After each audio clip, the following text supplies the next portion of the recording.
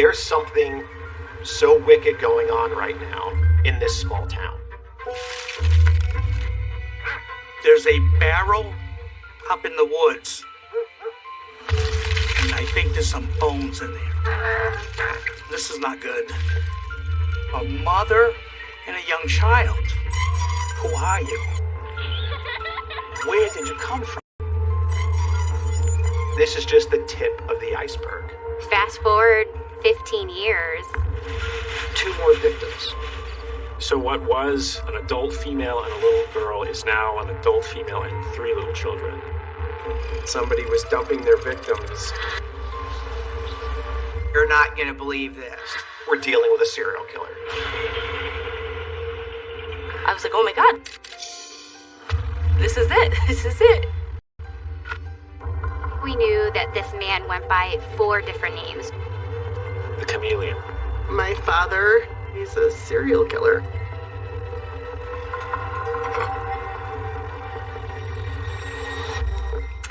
That's the first time I've said that.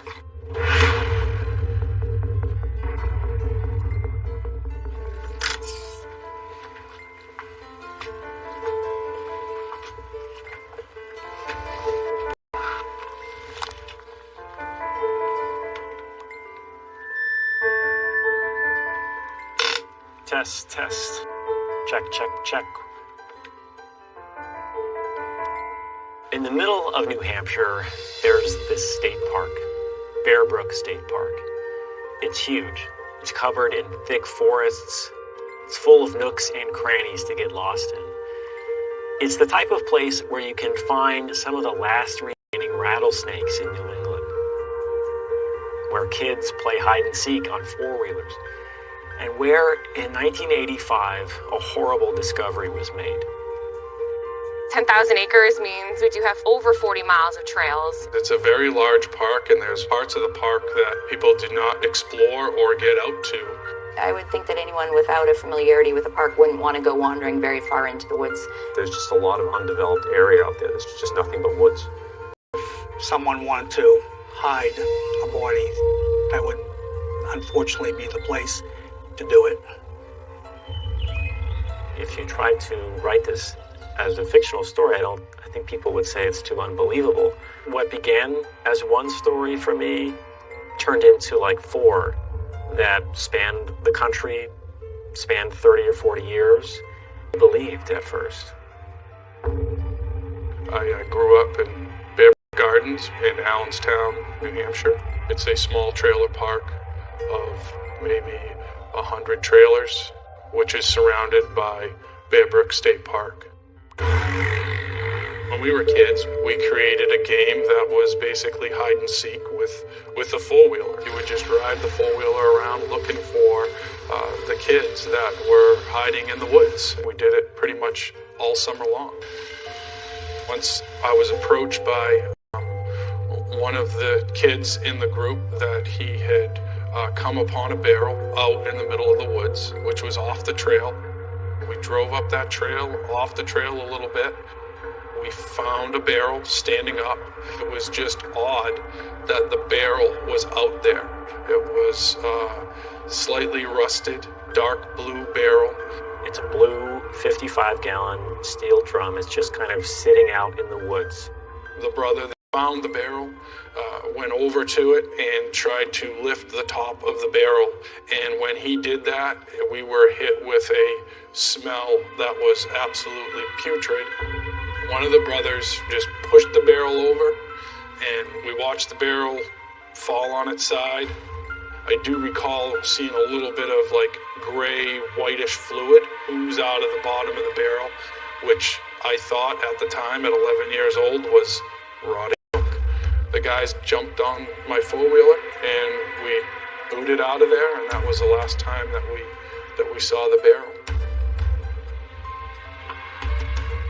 Several months after the kids have kicked it over, a police officer gets a call about a hunter. I was working the day shift. It was overcast, cold, and I received a call from dispatch to meet a hunter in the Bear Brook Gardens mobile home park. He was very, very white, very pale, and he said to me, "There's a barrel up in the woods, and I think there's some bones in there. So I told him to stay by my patrol car. And he heads into the woods, pretty skeptical that there is anything amiss. And I walked approximately 300 yards. I could see the barrel. It was laying on its side. And as I got closer, I saw that something was falling out of the barrel. It looked like a plastic rug, and it was all rolled up. I kneeled down, and I opened up the plastic. As I opened the bag, the face is looking right at me. I said to myself, this is not good. So I said to dispatch.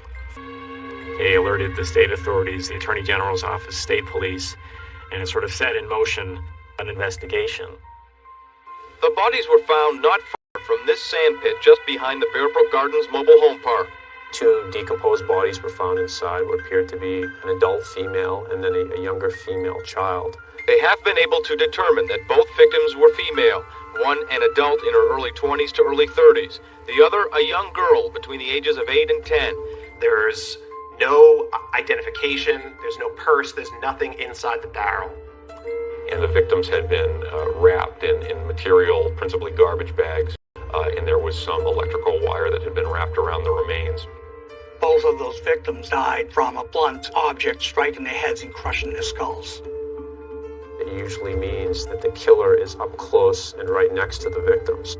If I knew who the victim was, because everybody knew everybody in town, I could start connecting the dots. When you don't know who the person is, when you don't know who the victim is, it makes it a hell of a lot harder to solve the crime.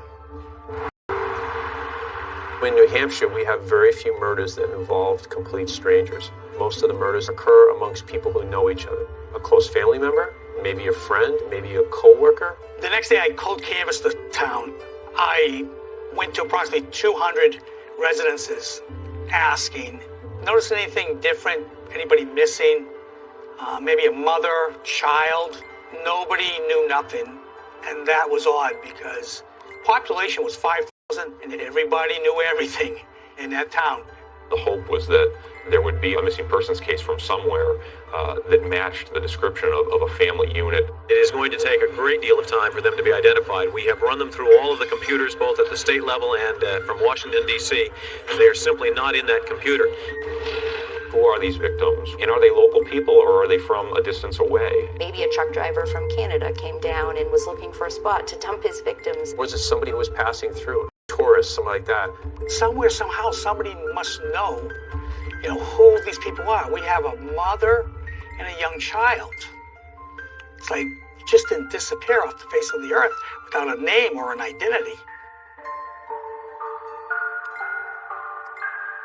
2 years after the barrel was discovered, authorities released their remains so that they could be buried.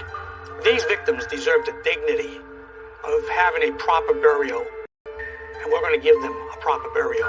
Chief Connor arranged for the church to give him a plot in the cemetery. A local gravestone company donated a headstone. The headstone did not have the names. It reads, "Here lies the mortal remains, known only to God, of a woman aged 23 to 33 and a girl child aged 8 to 10. Their slain bodies were found on November 10th, 1985 in Bearbrook State Park. May their souls find peace in God's loving care." And with the burial of the 2 victims, that was kind of it. The case was pretty well cold, and it would stay that way for almost 15 years. When I would patrol, I would go into the cemetery, I would stop and look at the gravestone, and I would just say to myself, who are you? Where did you come from?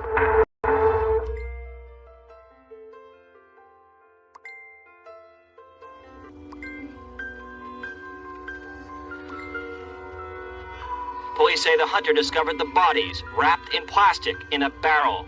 The mystery bothers residents today. Who are the victims? Law enforcement investigators were working so hard to try to get a name, and nothing was working. Because you can't connect the dots unless you know who the victims are.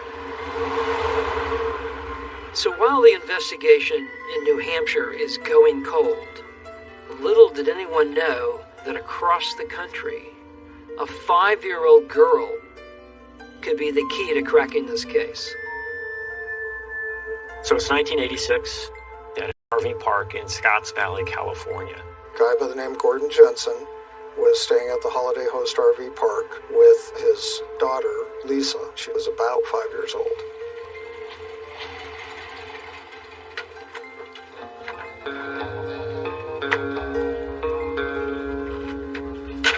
He was living as the kind of fix-it-up guy, handyman guy at this park, and he had a camper on a pickup truck that he was living in with Lisa. She was little, so she was like always running around the campground, playing with other kids, you know, bike riding.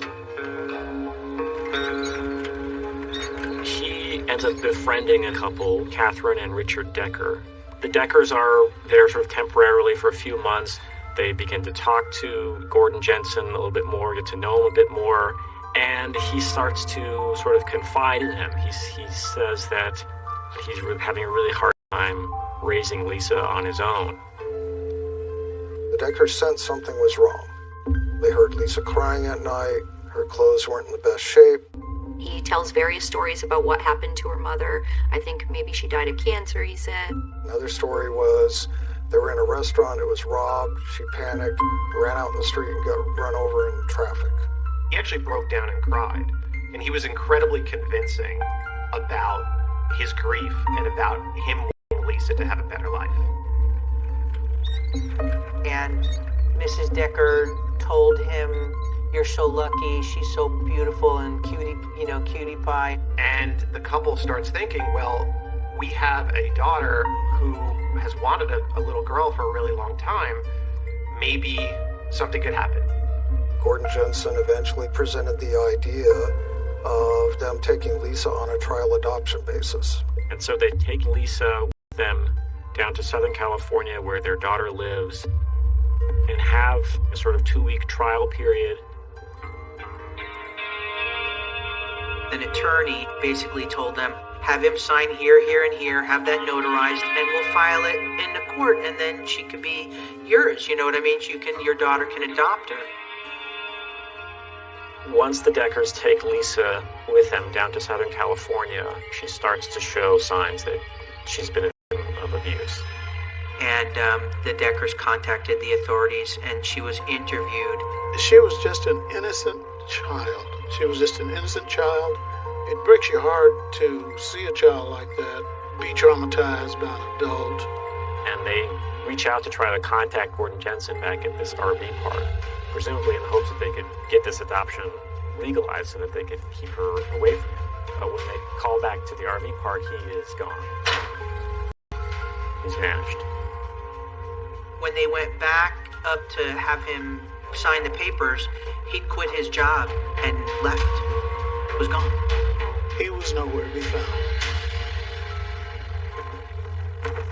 The next day, I started meeting folks at the mobile home park, trying to find out where he was. There's no Gordon Jensen. There's nothing. We just knew that we had a guy and he abandoned the kid. That's all we had. The San Bernardino detectives talked to the owner, proprietor of the business, and actually asked him, is there anything in here that only that guy touched? And he goes, yeah, he went out to the store, I gave him money, and he bought the VCR surveillance system for the campground. We went in the game room, and he said he installed all this stuff in here. I said, I wonder if he's got some prints in that panel. We took the first plate off. Sure enough, it was wiped clean. You could see where he had taken a cloth. And lo and behold, on the inside of that second plate, there were 8 fingers. We hit the jackpot. Once you get those fingerprints back, it came back to another name. Curtis Kimball. Curtis Kimball. Curtis Kimball. Gordon Jensen is Curtis Kimball. It turned out that he had been in a drunk driving accident with Lisa in the car. in Orange County in the mid-'80s. Once he made bail, he immediately absconded. And then 2 years after he flees the RV park, Curtis Kimball is pulled over driving a stolen vehicle. When he's arrested, he gives the name Gerald Mockerman, along with a matching social security number and date of birth. Fingerprinting confirms that he is the same guy, Curtis Kimball, Gerald Mockerman, Gordon Jensen. And at that point, he's taken into custody for the charges of child abandonment. He served 1.5 years in prison and was released on parole. The day he was released on parole, he fled and became a fugitive. And it's going to be almost 10 years before police see him again.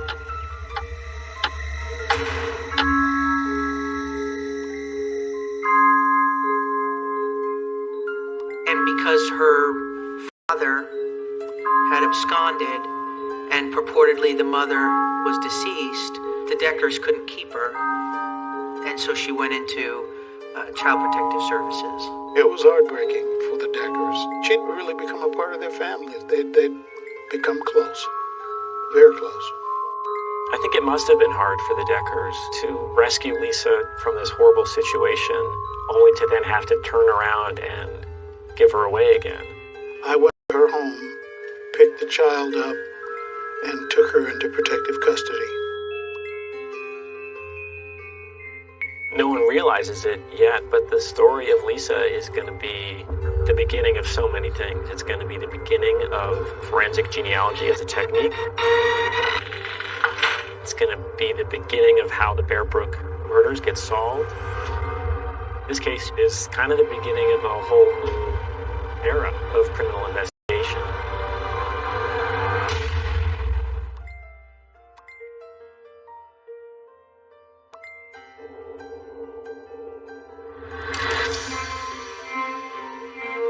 You can start the story in New Hampshire, you can start the story in California. It is a sprawling, interconnected web of anecdotes that sort of unbelievably connect. Police say the hunter discovered the bodies wrapped in plastic in a barrel. It's too unbelievable, but it's the way it happened.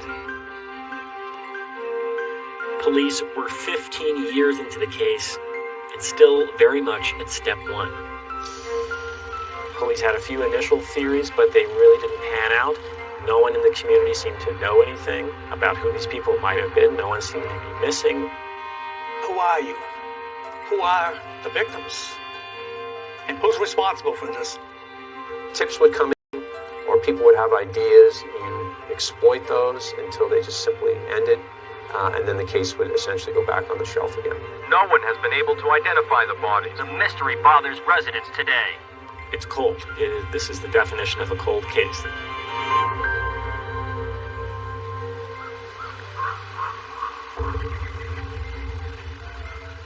That changes in the year 2000. A state trooper by the name of John Cody is sort of informally assigned the Allenstown case to look into. The first thing that I did was actually go to the evidence repository to see exactly what the barrel looked like. The barrel was dark in color on the inside and rusted on the outside. It was very surreal that a mother and daughter were actually inside the barrel itself, disposed of like common trash. And those things don't happen in New Hampshire. I made the decision to go out and try to locate the actual area that this barrel was found in Bear Brook State Park. You're torn between the beauty that you're seeing as you're walking and the knowledge that this area is actually where two victims were disposed of. In 1985, this is the area that the hunter found the barrel. As I came back out, I noticed just a terrain difference here off to the left, and it kind of drew my attention, so I started to walk out towards that area.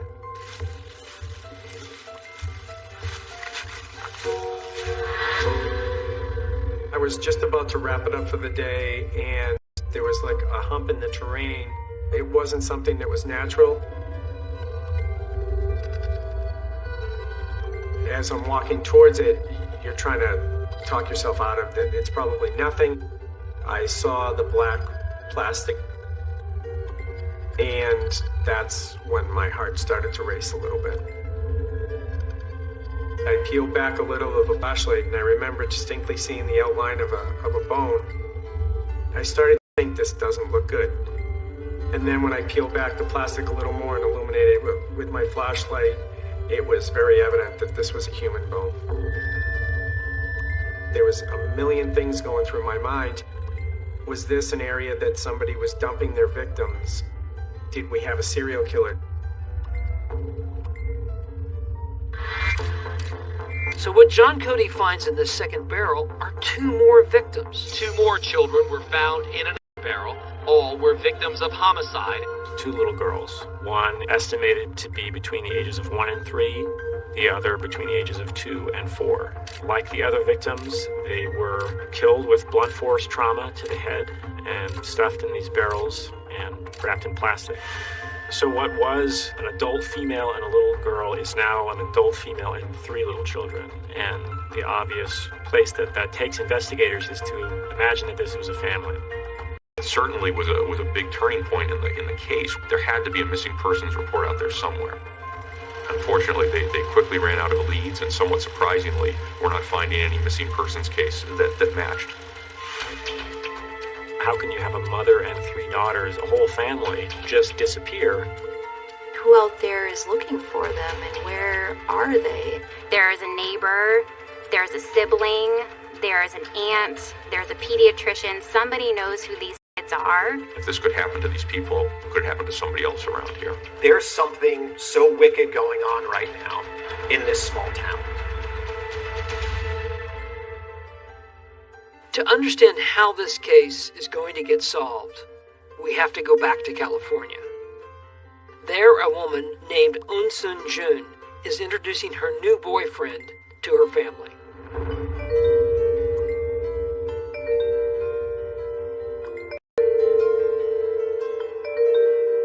Eunsoon's probably the closest friend I've maybe ever had. We met in a ceramics class at a community center in Richmond, California. Eunsoon was in her mid-40s. She worked as a chemist. She was an immigrant from Korea. Eunsoon was a free spirit. We always said she was like a bohemian. She loved to explore religions, explore people, different cultures. This woman went around the whole world by herself.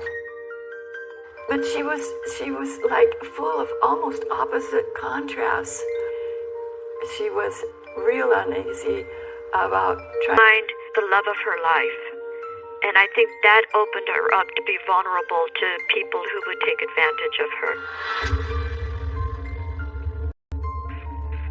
When there was this new boyfriend, a guy by the name of Larry Vanner, she wants to introduce him to the family, but right away it doesn't go well. I opened the door and saw his face. I had a chill run down my back that I've never in my life ever had before. And he stuck out his hand to shake my hand, and I saw the long, dirty fingernails that just creeped me out. Larry would just grab and gobble up everything on the table and belch and eat more, and then he'd go sit on the couch and I'd just shake my head. Just a few months later, Eunsoon was becoming more and more estranged from her family and also her friends.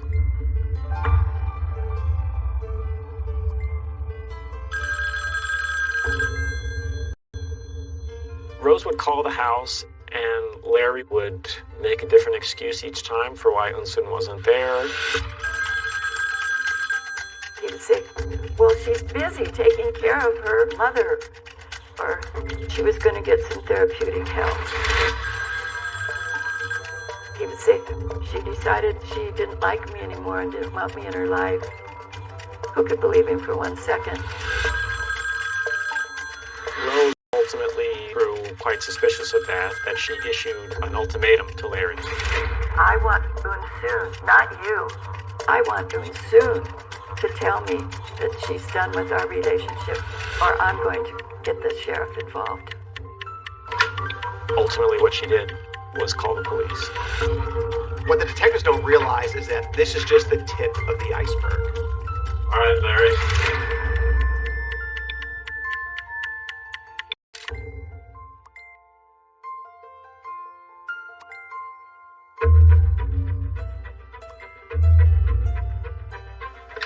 In May of 2002, Unsoon's friend Renee Rose kept calling. Each time, Larry Vanner's explanation for why she couldn't talk to Unsoon was different. Finally, after several weeks, Rose gave Vanner an ultimatum. She was leaving on vacation for 10 days, and she said she wanted to hear Unsoon's voice on her answering machine when she got back. If she didn't, she would call the police. And in the end, that's what she did. Roxanne Grunheid. She is working in Contra Costa County when this Contra Costa County Office of the Sheriff. Someone who earlier in her career was told by superiors that her reports were too detailed. Occasionally, I did write a little bit too much. I think just loves a mystery, who really thrives on searching for the smallest details that can unlock the biggest mysteries. The case originally came in as a missing persons report. Where is Unsoon Jim? The obvious first place to start is with the live-in boyfriend, Larry Vanner. So, police bring Larry Vanner in for questioning.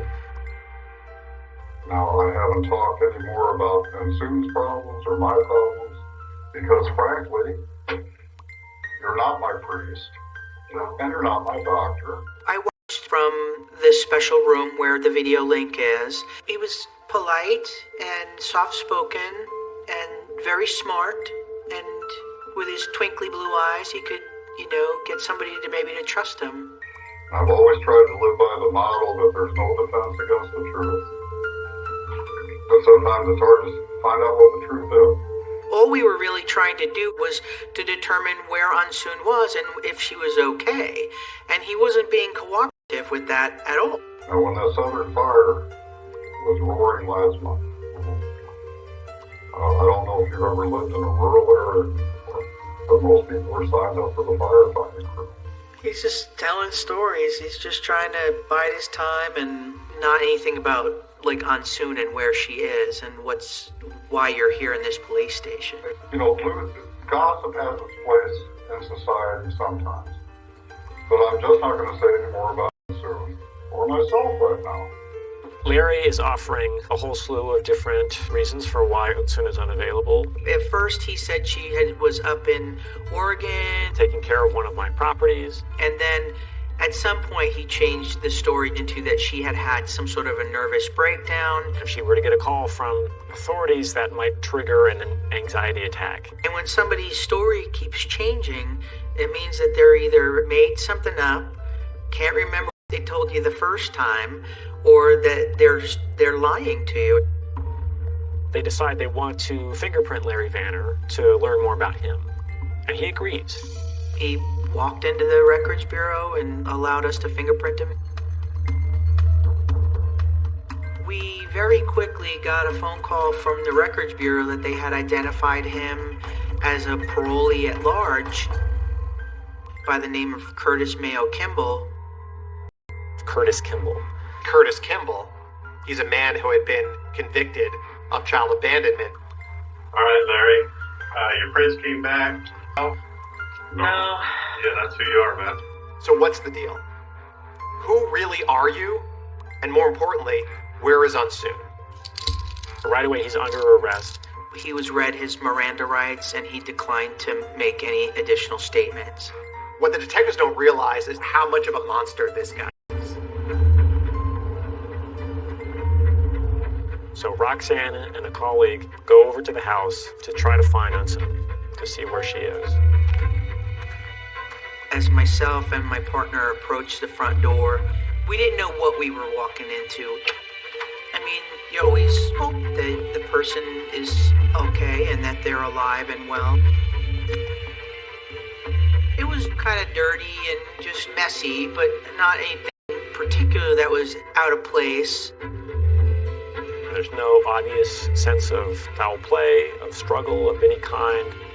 We did note that there was an apparent lack of women's clothing property, like there were no purses, there were no women's shoes, so there was only his stuff in the house. It was odd. One of the interesting things I noted was that there were actually some photographs of Unsoon on the refrigerator. She was smiling and she looked like she was happy. And they work their way around the house and around to the garage.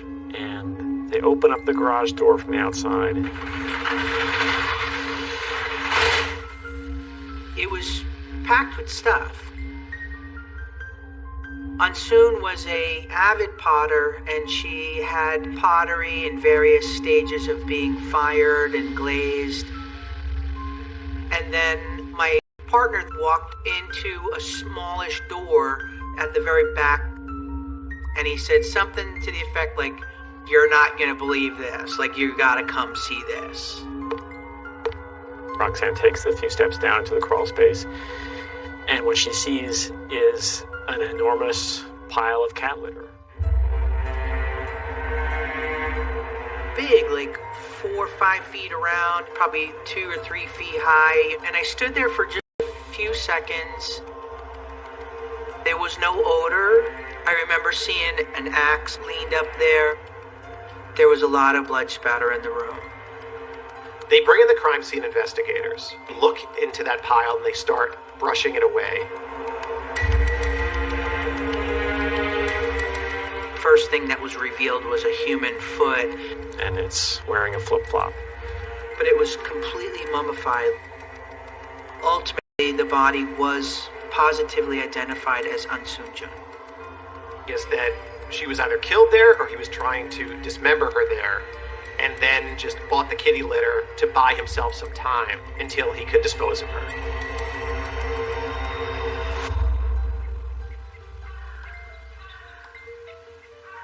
So that night, I don't think I slept a wink, and it was like the world had turned dark and gray. When I got up in the morning, I pulled my shades back. There was clouds and a beautiful blue sky. And there was seagulls circling in the sky. They were beautiful. And I went, this can't be. I closed the blinds back up. How could it be bright and sunny when Unsoon's dead? Within the couple of weeks after discovery of the body, Larry Vanner, a.k.a. Curtis Mayo Kimball, was charged with the murder of Unsoon Jun. Investigators have not yet proven that any of the tools found at the residence were used by Vanner to kill Unsoon. The prosecutor in the case, he wanted to find some piece of evidence that somehow tied Larry Vanner to the act of murdering Unsoon Jun. Ultimately, the cat litter was the key.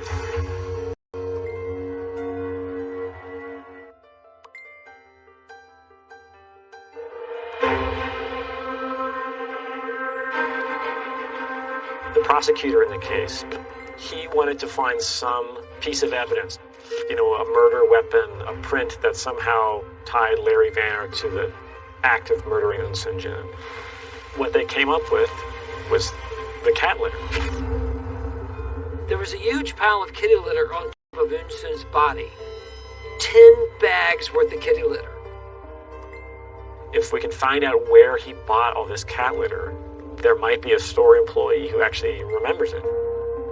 It'd be like a needle in a haystack to try to locate the store where he bought the cat litter. There's just so many pet stores, it would be nearly impossible. And so Roxanne sort of takes on that challenge and spots a detail. I had been notified by the bank that there was some video of him at an ATM using Unsoon's credit card. I remembered that where that bank was, in that little shopping center, there was this really cool little pet store. And based on nothing more than that, she takes a ride out to the pet store. I walked in and I said, did this happen maybe that somebody came in and bought a significant quantity of cat litter out of the blue? And he goes, yeah, there was this guy that came in and he bought 10 beard, scruffy beard, bright blue eyes, you know, and he goes, yeah, and he paid cash. Ultimately, the cat litter was the key. The pretrial hearings for Larry's murder trial begin. And he pleads guilty. He doesn't fight it at all. He just says, I'm done, send me to jail. I don't want to talk about anything anymore. It was a huge shock to everyone, the judge, the prosecutor, Vanner's own lawyer. Roxanne has a hunch that Larry Vanner is hiding something. That he had this little girl that he said was his daughter, and he gave her away. Like, what was this charge of abandoning a child about? I think he believed if he pled guilty, I would stop investigating that aspect of his past. He goes to jail thinking it's done, but the case haunts Roxanne, and she keeps digging and keeps digging. I was really centered on the little girl, on Lisa. There were like little fingerprint cards, like with these little tiny little hands, and had their little footprints on the back of them, and little tiny fingerprints, and it just made me angry and curious. Like, was this really his daughter? If it's not his daughter, where did he get her? Who did he get her from? I put in a request to do a definitive paternity test. She got the blood sample from Vanner, who's now in prison, and she tested it against the sample they took from 5-year-old Lisa. He was not biologically related to Lisa. Larry Vanner is not Lisa's father. Curtis Kimball was not Lisa's father. Gordon Jensen, Gerald Mockerman, it wasn't her father. Maybe Lisa's not Lisa. Once Roxanne saw the results of the paternity test, she called the San Bernardino Sheriff's Office. They had handled Lisa's case 17 years ago, and she was about to drop shocking news on them. Here I am, years and years later, showing up and going, hey, you have a found Jane Doe, I believe. Initially, they were like, we don't have a case like that. And I'm like, yeah, you do. Roxanne basically tells them, you have a missing person, an unidentified victim, who's alive, who still has a family out there to meet. It just made me determined to do everything that I could possibly do to try to find out who she was.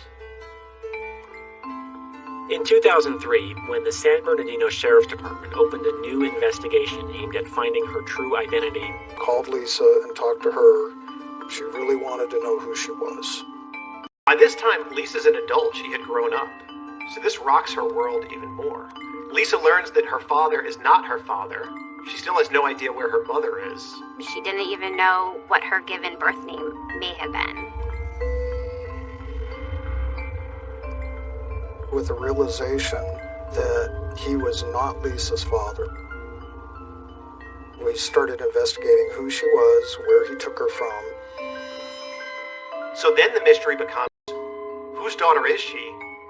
And who's her mother, and where is her mother? Because we know this guy kills people. We might be dealing not just with someone that killed one person, but we're dealing with a serial killer. That was the genesis of the investigation that would ultimately lead back to New Hampshire and to Bear Brook State Park. Police have still not identified the bodies of one woman and 3 young girls found in 1985 and 2000 in metal drums. In my Judeo-Christian heritage, there's this sentiment around murder that the blood of the innocent will call out from the ground to God. And it's going to find justice because its DNA is going to point at perpetrators. And how amazing is it that it was blood of the innocent, it was blood of little Lisa that would go on to solve this mystery.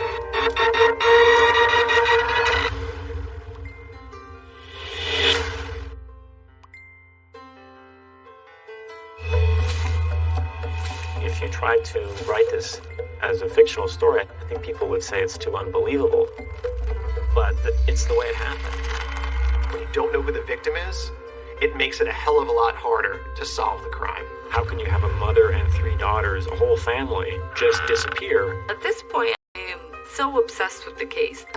Because, let's face it, there's a lot of dead people in this case, tied to Evans.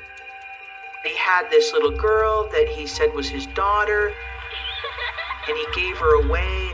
So then the mystery becomes, where is her mother? Because we know this guy kills people. These weren't just random strangers he crossed paths with. These are people he lived with. And at the end of the story, the guy who did all of that is your father. My father, he's a serial killer. Could have been me.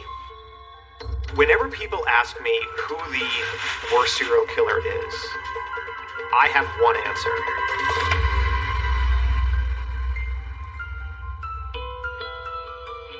It's been more than 30 years sent into work with the National Center for Missing and Exploited Children to revive the case. And they come up with new composite images of the victims, more high-tech reconstructions of what the victims might have looked like in life. This is the skull, the CT scan brought into our software of the oldest child. You can see the blunt force trauma, the fracture lines here. You can sculpt the muscles back on the skull, and then slowly start to work on each individual feature to come up with a final rendering of the face. Investigators revealed the new images of the woman and 3 children whose identities remain a mystery. They gave some measure of humanity to the victims and just helped to remind everybody that these were real people. So in addition to constructing facial recognition of the victims, they also did DNA testing to determine are they possibly related.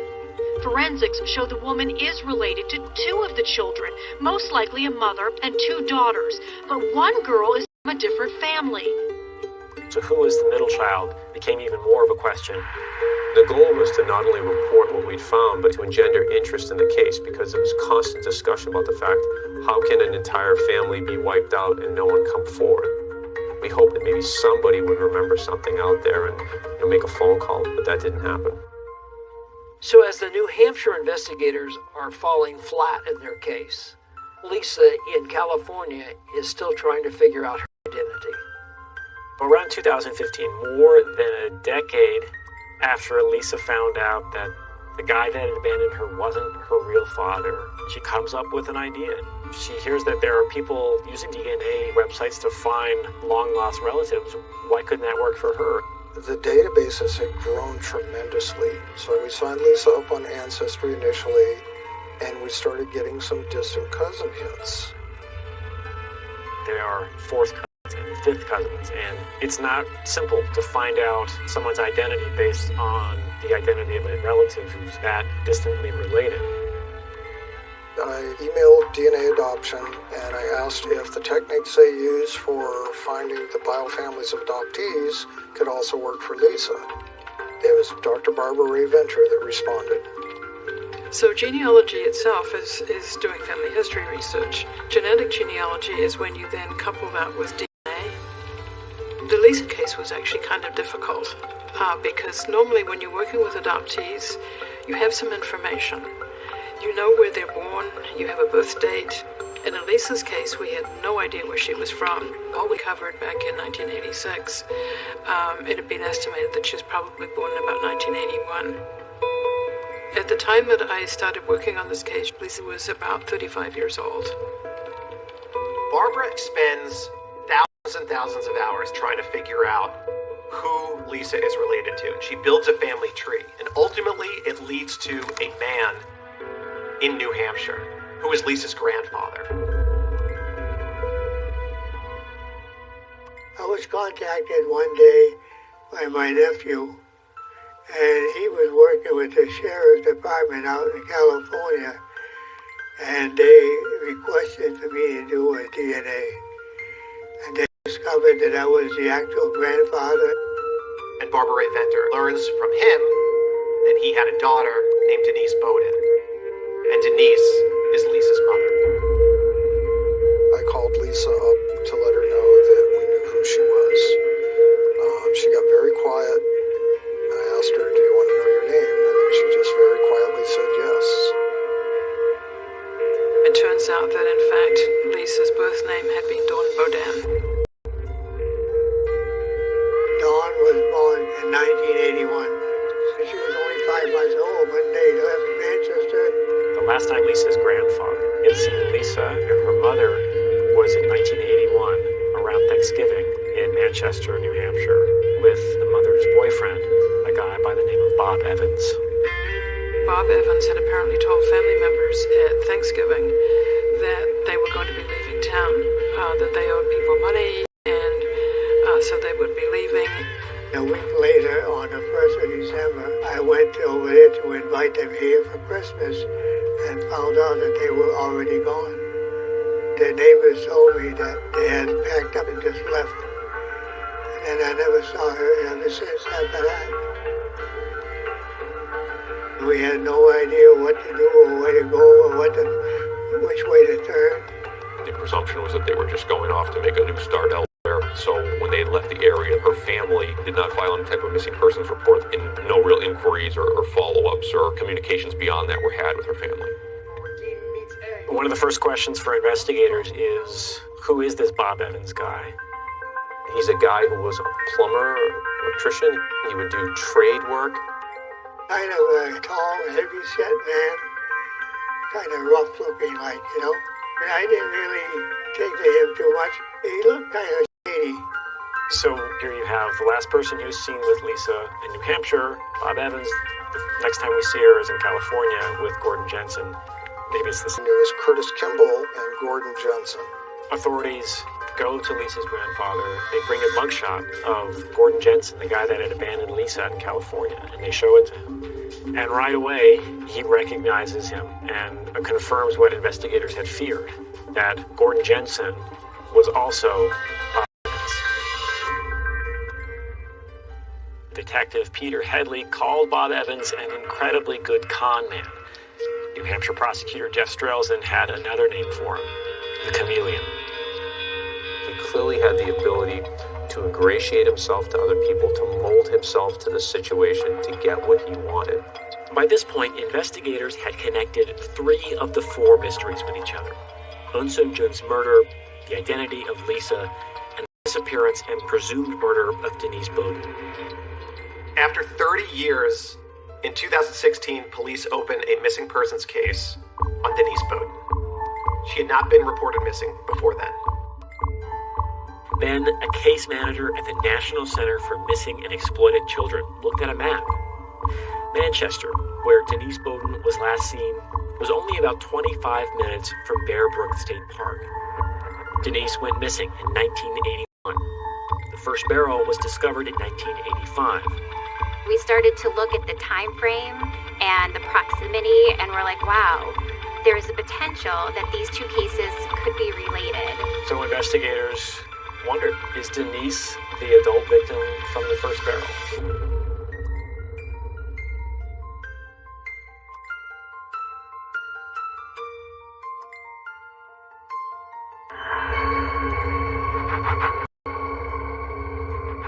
It's been more than 30 years since Denise Bowden was last seen by her family, and that launches a new investigation as to what happened to her. Where is she? Circumstantially, we were able to connect the man that abandoned Lisa, that left with Denise, also had connections to the crime scene up in Allenstown where the 4 bodies were found. As far as investigators can tell, Bob Evans showed up in New Hampshire in the late 70s. He found work as an electrician, as a handyman. We knew that Bob Evans actually spent a good amount of time on that property where the barrels were found because he used to fix up and do some electrical work at a camp store that was right there on the property. We started trying to look for any kind of linkage that we could between him and the Allenstown case, because it was clear he was associated with Denise Bowden's disappearance. The detectives are wondering, is Denise Bowden the woman found in the barrel? The victims from the first barrel that was discovered in 1985 were buried, and eventually they were exhumed, meaning this DNA sample, Denise's daughter, and test it against that victim to see if it's her mother. She's not the adult victim. It's a big letdown. This is a big setback for the police. They thought that this mystery was going to finally be over, and it was just beginning. It certainly seems highly likely that Denise Bowden was murdered by Bob Evans. I think the questions are when, where, and how was she murdered? But New Hampshire and California, that doesn't really narrow it down. I don't think they're ever going to find her. There's always that hope, but nothing's definite. We knew that Bob Evans was the same man that abandoned Lisa. We wanted to see how, if at all, may he be related to the 4 Allenstown victims. Remember, they know Bob Evans is Gordon Jensen / Larry Vanner. They have his DNA. So they test the DNA from the bodies in the barrels in New Hampshire against the DNA that he left in California. And what they got back from that result was something nobody expected. It turned out that the middle child victim, the child who was not related to the other 3 victims, she was actually the daughter of Bob Evans. This now ties Bob Evans to the crime scene in Bear Brook State Park. A man with multiple aliases who was known as Robert Bob Evans during his time in New Hampshire. They say DNA shows one of the girl victims was Evans' daughter. And there was just a moment of, wow, we got it. This is definitely him. And we got a lot of work to do from here to try to figure out who this guy is and what the rest of the story is. It conjures up all sorts of questions as to who is the mother. Is she alive? Is she dead? Because let's face it, there's a lot of dead people in this case tied to Evans. And we do fear that his daughter's mother is probably another victim somewhere. It's extremely rare to know who the killer is, but not know who the victims are. Usually when that happens, that's serial killer territory.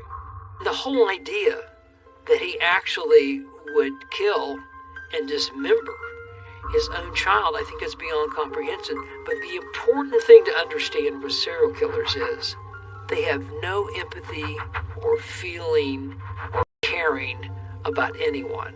So now we knew that this man went by 4 different names, but we still didn't know what his true identity was. Several months after we learned about Bob Evans' connection to the Bear Brook murders, Barbara Ray Venter, the genealogist who had identified Lisa, is called upon to do the same thing. Law enforcement suspected that there were probably other victims, and so they really wanted to know who this guy was and where he was. Mystery killer.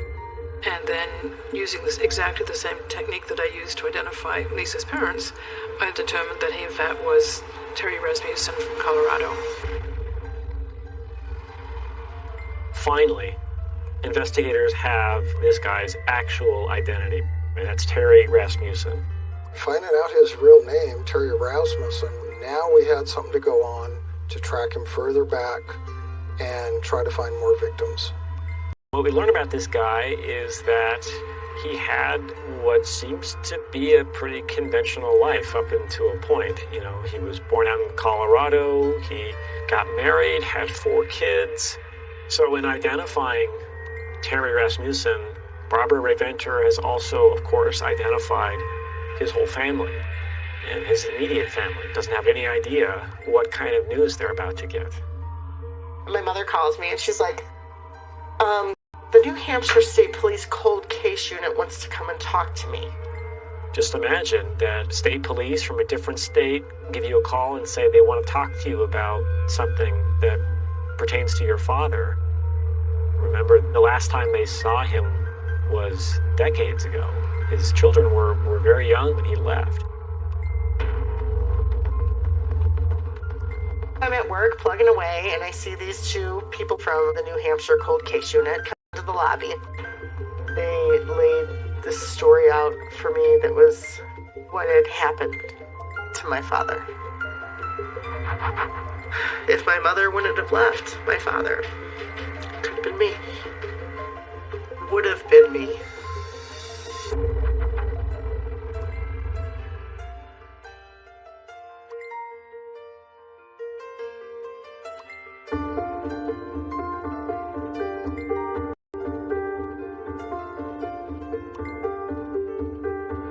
Breaking news this noon, investigators have just released new details about the suspect in the murder of 4 people found in barrels in Allenstown. During his time here in New Hampshire, he was known as Bob Evans, but his true identity is Terry Peter Rasmussen. He crossed the country under many different names, and while his ties to certain people and places have been confirmed, there's a lot investigators don't know. his original identity was thought to be Curtis Kimball because that's what his identity was when he was arrested back in 1985. Then in 1986, we had Gordon Jensen. He would either commit a crime or had committed a murder, and he'd change his name, and off he'd go again. We have So the man that we know as Bob Evans in New Hampshire started off life as Terry Rasmussen. That was his real name. In putting together a timeline and a life story of who Terry Rasmussen was, we learned that he was a husband at one point and a father of 4 children. My name is Diane Klupfer, and Terry Rasmussen is my father. My father's real full name is Terry Peter Rasmussen, and he was born December 23rd of 1953. He actually got married, he'd had children, but unlike these victims from Bear Brook, he hadn't killed them. A family now coming to terms with the fact that the man they've been looking for decades is a convicted killer. One of Terry's children, Diane, gets a call with this news from New Hampshire State Police. They had all these other pictures from all the times that he'd been arrested under all these different names. And these state troopers just unfurl this sprawling tale. And at the end of the story, the guy at the center of it who did all of that is your father. It was him. The last time they saw him was decades ago. My father's been out of my life since I was like 6 or 7. My mother and my father got married in 1968 in Hawaii. She just told me that he was the most handsome man that she had ever seen, and he was charming, and he swept her off her feet. We have his eyes. I do, my sister does, and my brother does. They feel that they're responsible, that they're embarrassed about Terry Rasmussen being their father. My father has killed many people repeatedly, so he does fall into the definition of a serial killer. So he's a serial killer. Oh my God.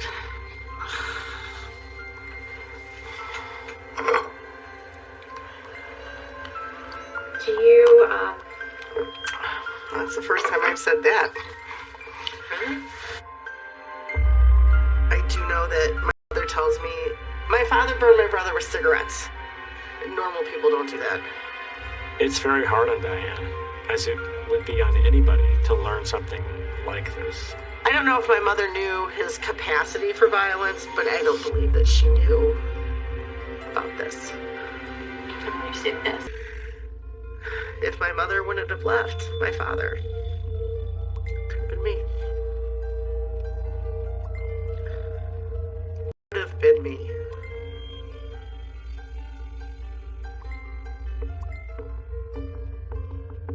You want evil to look evil.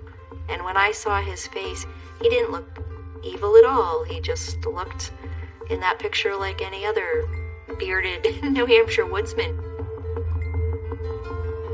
Authorities say they now know Rasmussen was born in Denver in 1943, went to high school in Arizona. He dropped out of high school after his sophomore year and joined the Navy in 1961. He was trained as an electrician and served for 6 years at bases around the West Coast and at Okinawa. Terry Rasmussen got the title of the Chameleon Killer. But he certainly does have different looks. The way that he repeatedly changed his name, moved on to the next town or state. When he showed up in a new location, he was usually clean shaven, and then he'd grow a beard. Chameleon is a word that fits. He didn't even look healthy. His face was gray. He smoked constantly. Here's the type of serial killer Terry Rasmussen was. He would go after vulnerable women with young children. He would separate them from their family. He was able to insert himself into families, tear those families apart, kill the members that came with him and then do it all over again, in a couple of years with a different name and a different family. These weren't just random strangers he crossed paths with at a truck stop and picked up and killed. These are people he lived with. This is his own child in one case. Rasmussen's victims were intimately known to him, and he spent months or years with them at times before murdering them. My guess is they never realized who he was or what he was capable of until it was far too late.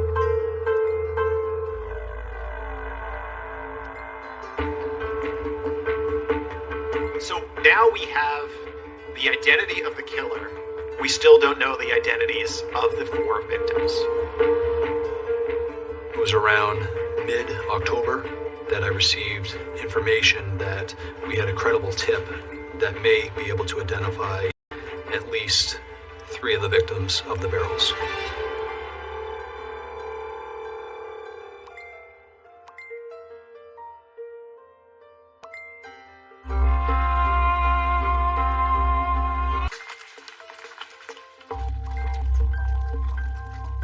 Slain bodies were found on November 10th, 1985 in Bear Brook State Park.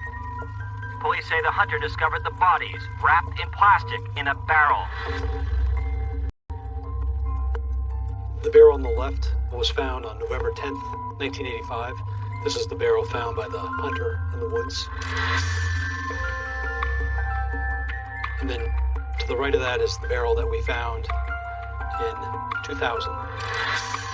No one has been able to identify the bodies. The mystery bothers residents today. The one thing in this case that will always stick in my mind till the day I die is we don't have Terry Rasmussen around today to talk to. Rasmussen died in prison in 2010, where he was serving time for killing his common-law wife in California. I guess dying serves him right. I wish he'd lived longer so he would have suffered longer in prison. A lot of people ask that question. You found out who your killer is. Your killer's dead. Why are you still working on the case? We knew who he was. But who are these victims? We still, first and foremost, do not know the identities of the 4 Bear Brook victims.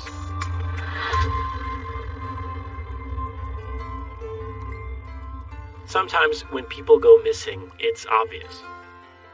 There's another way that people go missing, where they fade slowly from the lives of the people around them.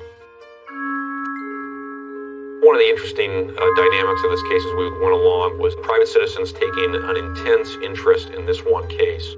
When citizens get involved in a law enforcement investigation, it can often hinder the case. In this case, the outside influences here made the difference in this case. Becky Heath is a librarian. She's also someone who loves to investigate things. Each night I would get home and go on to these message boards and just go through them. Looking for my brothers, Curtis and I'm looking for Elsa de Jesus. I'm looking for half-brother Jason Yale. She's pouring through, searching for anybody that has been looking for a missing woman and 2 children. And she stumbles upon something. Becky thinks it could potentially be the Bear Brook victims. There was a bunch of different family members that were all looking for this woman and her 2 children. The age is so fitting. I'm like, oh my goodness, you know what? I think that this could be them. Becky sends a text message. I've been trying to track down this post. Could this be you? And she responded back to me, yes, you have my heart pounding. And she starts to ask them, when's the last time you saw this person? And who was she last with? And the message she gets back is chilling. She just throws in, oh, and by the way, she married a guy with the last name Rasmussen. I stopped, and my response was, oh my God, this is real.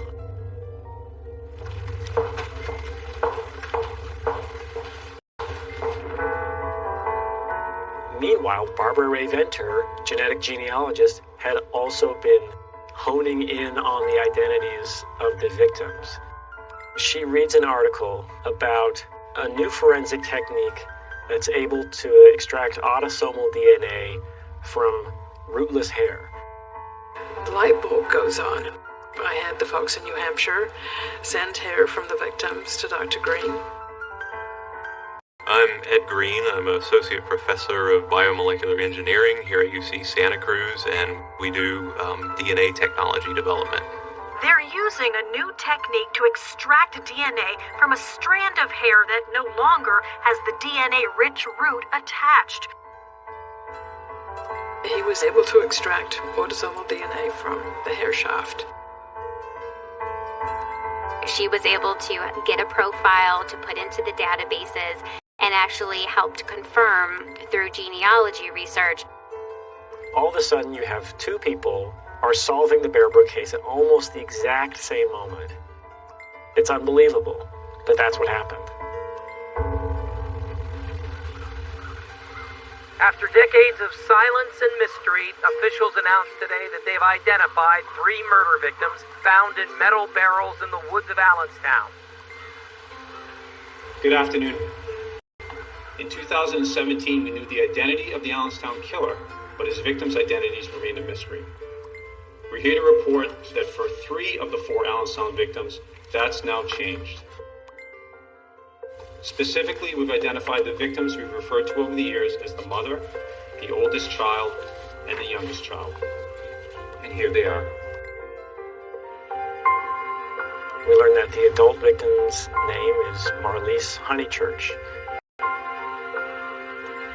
That the oldest child who was found, and we learn that the name of the youngest child victim, her name was Sarah McWaters.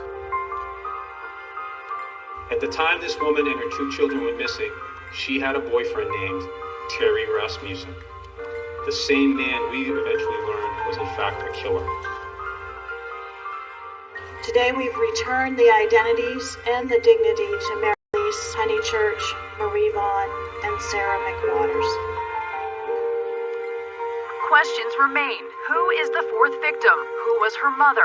The 4th victim found in those barrels remains unidentified, but Rasmussen is that child's biological father. You know, people ask me why I do these interviews.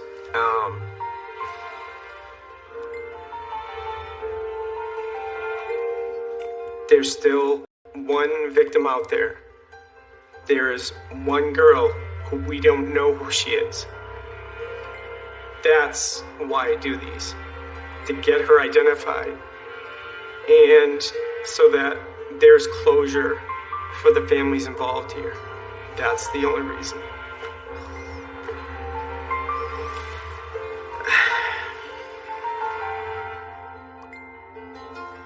Can you introduce who you are, how you were part of this story? I am Paula, Marlise's sister. I'm the brother of Marlise and the uncle of Sarah and Marie. Through the years, my mother always said, something's not right. Where is she?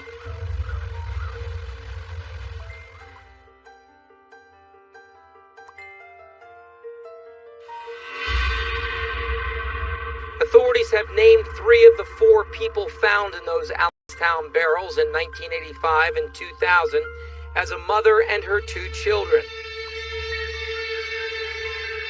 Based on information from the woman's family and the work of a researcher, as well as DNA testing and genealogical research, we've identified 3 of the Allenstown murder victims.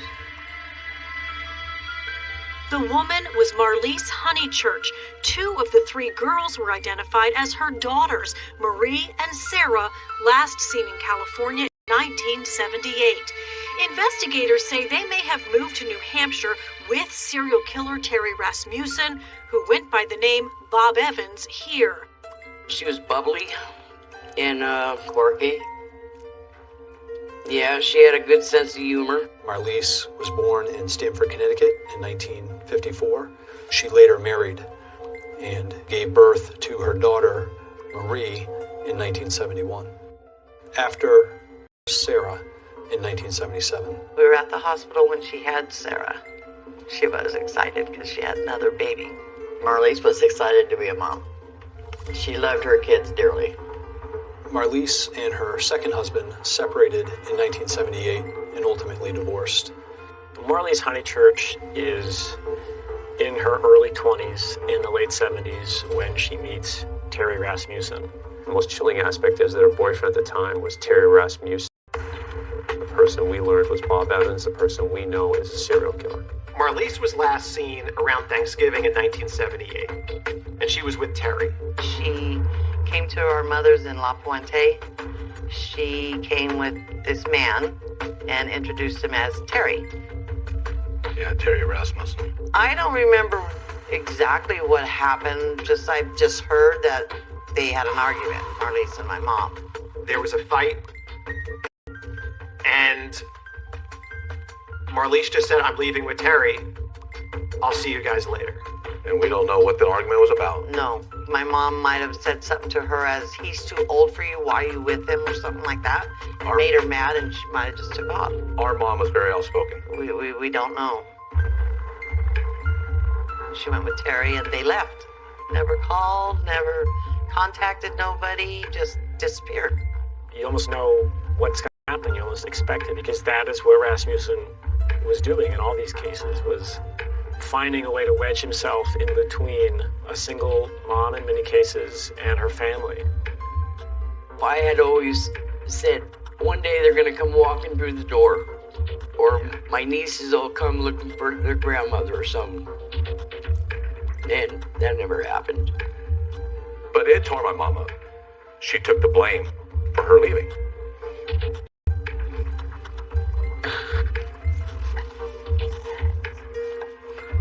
Just hurts that she doesn't know that it wasn't her fault, that she left with somebody that was going to be horrible. We know that Marlise and the girls left California during this time and somehow, some way, sometime made their way up to New Hampshire. We don't know why he killed her. One of the theories is that he'd been sexually assaulting the children. It's possible their mother found out about it and confronted him. One of the just troubling and lingering questions of the case is, how did the victim's absence go unreported for so long? How did they just fall off the radar? We did search. And we searched a lot. It was just a situation where every time we searched, came to a dead end. Photograph. A birthday photograph of Marie Vaughn blowing out some birthday candles. We believe it could be just a few months before Marlise went missing with her two children. One of the sad things about that photograph is it possibly could have been the last birthday that Marie Vaughn had. To finally put a human face and a human story, to see the real people behind that story, was very moving. Together, we've been able to uncover the identity of the Allenstown killer, a murderer who tried to erase his victims and hide in the process. We know what he was, we know what he did, and now we know who his victims were. Felt good to be a part of giving them that measure of justice and giving the family some answers. Luckily, this case was big enough that a lot of people never gave up on them either. The community that just never gave up hope. Because if they would have gave up and not followed the case and not pursued it, we would still not know where my sister and nieces were. So that's who we truly need to thank, is those people. It's kind of bittersweet, they do have their names back. Everybody knows who they are now. The first time you finally put the names on the gravestone. The dignity of providing these victims with a name and have them rest in peace. So in November of 2019, we finally get an actual funeral. They are laying Marlise and Marie to rest. And I feel it's my responsibility to be here. Here you have the family members of the murder victims and the daughter of the murderer. It's just a really powerful moment. My father killed your sister and your nieces. Why on earth would you want to talk to me? Diane? You must be Diane? I am Diane. Hi. I'm Michelle.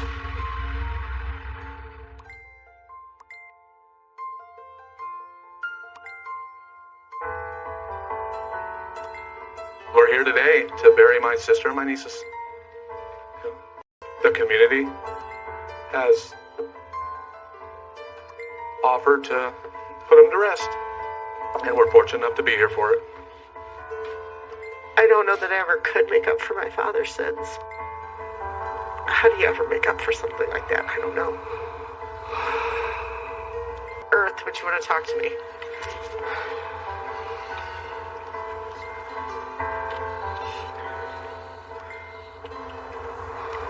You must be Diane? I am Diane. Hi. I'm Michelle. Hi.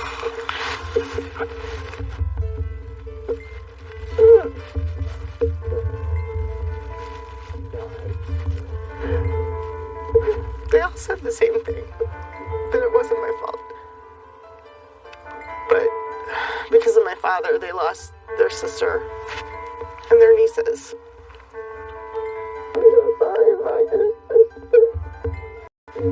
It has to be rough on her and her brother to know that their dad did such brutal things. But you also gotta be thankful that It wasn't them. they're still alive.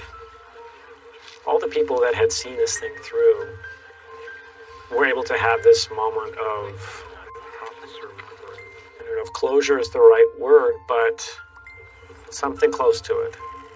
It's a day of sorrow, yes, and a sadness. It's also a day of great joy. For what was lost has now been found. The fact that you have, sitting around the gravesite, the members of the Honeychurch family sitting next to the daughter of the man who murdered them. I think it's a powerful moment. The thing that binds us together is this horrible thing that has happened here. But they treated me just like I was their sister. We as a family would like to thank the community for caring and loving our sister Marlise and our nieces Marie, Sarah. They can rest in peace. Thank you all from the bottom of our hearts.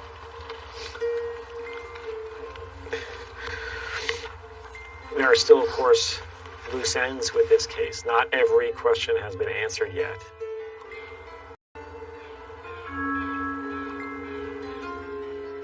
There's still one victim out there. There is one girl who we don't know who she is. I'm hopeful that we'll be able to identify who the fourth victim is fairly soon, but with these kind of cases, it's difficult to predict how long it's going to take. Today was very hard. I hope the next time I come here, it's because my sister has her name. I cannot let that just be okay to never find out what her name is and where's the rest of her family. We call, and the focus from this day forward should be to find the family of that little girl. Diane, the Honeychurches, they're all victims of Terry Rasmussen in one way or another. And the fact that they could share that moment in Allenstown, back where it began, it was a special moment. The funeral was held so close to Bear Brook State Park, it really did feel like we were back at the beginning. And the search continues for the identity of that middle child they're calling Angel. If you have any information, please go to our website, abcnews.com, and you'll be directed to the right resources. That's